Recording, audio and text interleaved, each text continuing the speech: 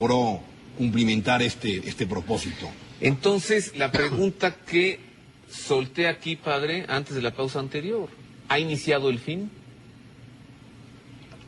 Sí, nunca podremos saberlo con certeza, pero sí con aproximación. A ver. Con una gran aproximación. Porque de ese día nadie sabe la fecha ni la hora. Exactamente. Ajá. O sea, pero con signos que se ven, con cosas tan, bueno, ya escritos de papas, ¿no? Tal cual, sí, así es. O sea, no se nos da fecha, el año 2014, no se da fecha, y me parece que no es conveniente darla, por lo menos con certeza. Uno puede decir, bueno, a lo mejor, etcétera. Pero lo que el documento, la enseñanza de la Escritura nos da ciertamente son todos los signos de ese fin de los tiempos, los signos.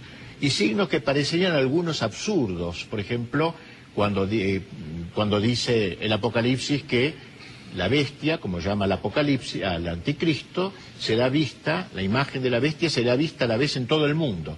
Renan, que era un autor que se separó de la Iglesia en el siglo XIX, él se reía de eso. Eso, San Juan, semita, tiene imaginación semítica, ¿cómo va a haber una imagen en todo el mundo? Sin embargo, aún esas cosas que parecían tan raras, ya ahora es una realidad. Eso se lo podrá ver en la imagen satelital, la figura del Señor, de este Señor anticristo. No será una figura siniestra, sino al revés, atractiva, carismática, va a atraer a la gente porque va a hablar va a traer paz, va a traer a lo mejor solución a los problemas sociales, pero dentro del espíritu de la inmanencia, de la negación de la trascendencia, él declarándose anticristo como él, un sucesor de Cristo, él es el verdadero Cristo, el que trae. Cristo dijo, vengo a traer la paz, no como la da el mundo, él va a traer la paz del mundo, que no es lo mismo que la paz de Cristo, ¿no? Entonces me parece que ese sería el punto como habría que ver. Hago otra pausa, regreso pronto. ¿Qué hacer ante estos escritos, estas profecías? ¿Qué hacer ante temas que, de manera cada vez más clara y con más precisión, incluso los sucesores de Pedro han presentado? ¿Cómo verlo desde el pulso de la fe, desde quienes tenemos fe, lo que han dicho en este momento nuestros invitados? ¿Cómo vivir en una iglesia que está siendo infiltrada? ¿Y cómo será? Además, con esto vuelvo también, ese momento del anticristo y una humanidad que parece ser tendría que pasar por una gran tribulación. Esto y más al volver.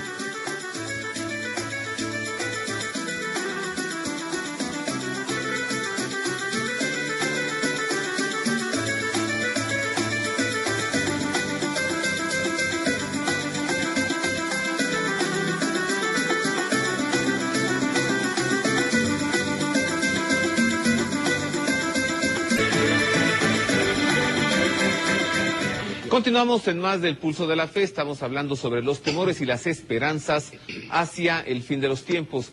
Padre, ¿cómo vivir esto? Ante una perspectiva que la vemos con temores, pero ¿cuáles son las esperanzas? Sí, las dos cosas están muy bien. Temores, ciertamente, porque será una época asiaga, difícil, dura, pero de otro punto de vista hermosa, porque permitirá una militancia a favor de Cristo, sin los apoyos que normalmente se tenían en otros siglos, porque el mundo se ha descristianizado, así que es una lucha que Dios verá con mejores ojos, aquellos que quieran resistir a esto, frente a esta situación.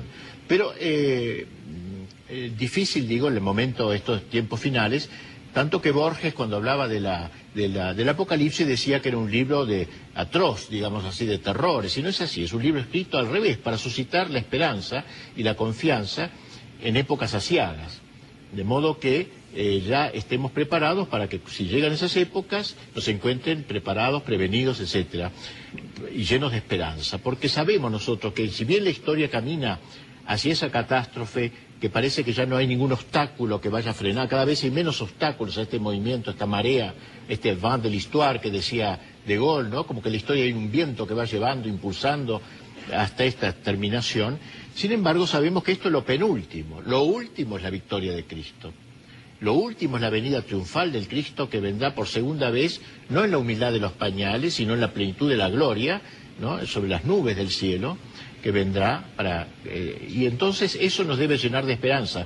Estamos en un combate, aunque no tendremos victorias humanas quizá, pero Dios no nos va a pedir cuenta de las victorias, sino de las cicatrices, del combate que hayamos que no nos hemos rendido ante el anticristo, ante el espíritu del mundo, que no queremos quedar un catolicismo tampoco, un catolicismo mundano, que esté bien con el mundo, políticamente correcto, que tire agua bendita sobre el mundo moderno sin exorcizarlo previamente. Entonces eso tan difícil, pero es posible, nos debe llenar de gozo de estar en tiempos así, porque el testimonio será mucho más profundo, inteligente y valiente que en otras épocas, pero parece que prepararse, claro. Desde el pulso de la fe, quien se mantenga fiel tiene esta gran esperanza de la que usted nos ha hablado. Pero ¿cuáles son los temores, Luis Eduardo? Sí, por eso Jesucristo en su Apocalipsis, que es el único libro revelado por él después de resucitado, le dice a Juan: yo soy el alfa y el omega, el primero y el último, escribe lo que has visto, lo que ya es y lo que va a suceder más tarde. Pues Cristo quiso asegurarse de dejar por anticipado lo que iba a ocurrir, la prueba que la iglesia iba a pasar, la máxima prueba, y el mundo por extensión en estos tiempos, para que nosotros estuviéramos prevenidos y no fuéramos a perder la fe en la gran tribulación. De ahí la importancia de que ante este temor sepamos que la victoria final es de Cristo. Pero ¿qué es la gran tribulación? Entonces, pero saber que va a venir una gran tribulación. Entonces, el final de los tiempos está conformado por una serie de eventos históricos. Cuando uno pregunta de fechas, uno está pensando en la última fecha, en la parucía o en la segunda venida de Cristo. No, hay otros eventos. El anticristo y la gran tribulación, que Jesucristo dijo que no habría otra, no ha habido ni la habrá desde que el mundo fue creado hasta el fin del mundo. Esto es el momento en donde el anticristo se proclama Dios a sí mismo, usurpa el lugar de Cristo y desencadena la peor persecución que los siglos jamás han conocido. Pero esta gran tribulación va a venir precedida por una pretribulación en donde aparecerá el anticristo, ocupando el lugar de Cristo. Y no solamente de Cristo, sino también el lugar de otros que esperan la venida dentro del Islam y dentro del budismo y de otras religiones y movimientos filosóficos, la revelación de un ser adicional. Entonces, esta pretribulación llena de sufrimiento y dolor va a preparar la venida de este hombre político, entonces, con engaños, con falsos milagros, prodigios engañosos, detiene la tribulación que hay, establece una paz entre las naciones, principalmente entre los judíos y los árabes, resuelve el problema del hambre y el problema de la guerra. Y eso le granjea un reconocimiento mundial, pero es un engaño. Entonces él en su momento dirá: yo soy Dios y soy el mismo Cristo vuelto al mundo, y soy el Imán Mahdi y cada uno de los diferentes personajes que esperan una revelación en cada religión. Y ahí es el engaño mayor. Es el engaño, suprime la Eucaristía, el sacrificio de la Santa Misa, persigue a la iglesia está resguardada, la pequeña iglesia, el pequeño resto fiel, que está esperando la segunda venida del Señor, y se desencadena entonces una serie de elementos y de momentos muy difíciles, de mucho sufrimiento y de mucha persecución.